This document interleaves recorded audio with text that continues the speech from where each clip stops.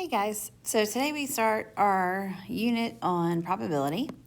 So we are going to start talking about sets of numbers and or sets of objects.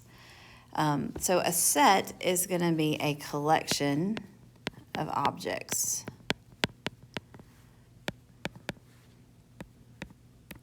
And generally speaking, we're going to talk about numbers, but it can be really any object. So each object is called an element of the set, and a capital letter is usually used to define the set or the elements within the curly braces. If you have a set with no elements, that's called an empty set. And if you have an empty set, you usually use a 0 with a line through it, or the empty braces like just by themselves. The next section in your notes, we are not going to worry about finite or infinite, just if it has a distinct number, if it goes on forever. We're not going to worry about that distinction too much. And then a universal set is what contains all the possible elements. So that's like all your choices. If you have a universal set, you might see it denoted with a U. A complement of a set is all of the elements in the universal set that are not in a specific set.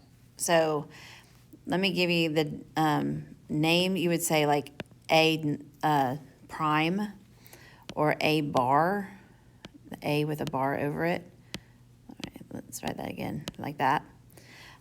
So what that means is if you have a set, like this is your universal set, right? These are your choices. And the numbers in set A are 4, 10, and 17, right? And it wants to know the complement of A. So that means that the opposite, basically. So 4, 10, and 17 are all in A. That means that 1, 7, 12, 15, and 20 would be the complement of A because they're not in set A. Basically, that's how that works. So that's what a complement means. It's not in a different specific set. The intersection of set A and B is like, you can imagine an intersection of a street, right? If you have two streets, the intersection is where they overlap. The intersection for sets is the same idea. So the intersection you would draw as like an upside down U of two sets. It's a B. So you want to see what they have in common. So like they both have a 2. They don't have a 6 or a 4. They do both have a 10.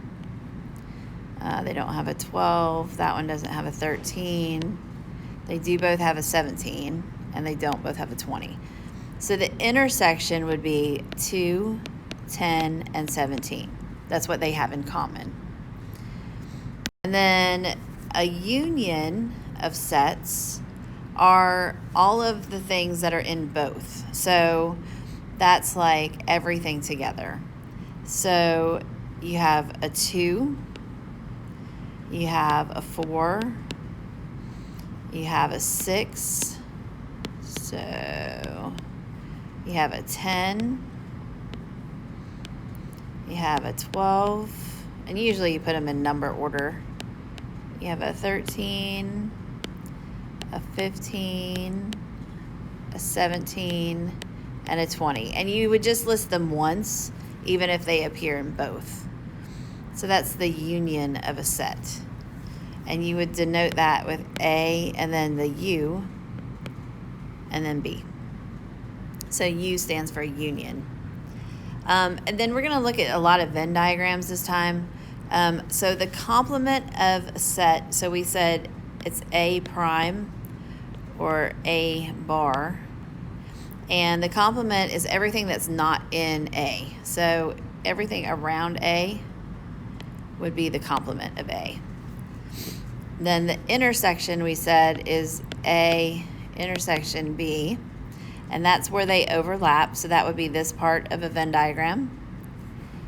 And then the union would be A union B, which is everything in both circles. So it's all that part. Okay? And that's pretty much what I wanted you guys to look at. Real quick, we can look at the Venn diagram. So the universal set is whole numbers that are at most 8. And then in A, you have 2, 4, 5, and 7. And B, you have 1, 4, and 7. So I would go ahead and label this Venn diagram. The intersection is where they both have a 4 and they both have a 7. So 4 and 7 would go in here. And then 2 and 5 would go here.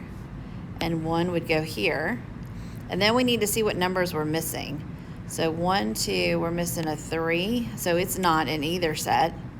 4, 5, and then 6, 7, and then 8. All right. So you would label your Venn diagram first, and then you would answer the questions. So all the numbers that are not in A, so remember complement of A are not in A, are number 1, number 3, 6, and 8. Because A is here. So in that circle are the other numbers. The numbers that are not in B. So here's B.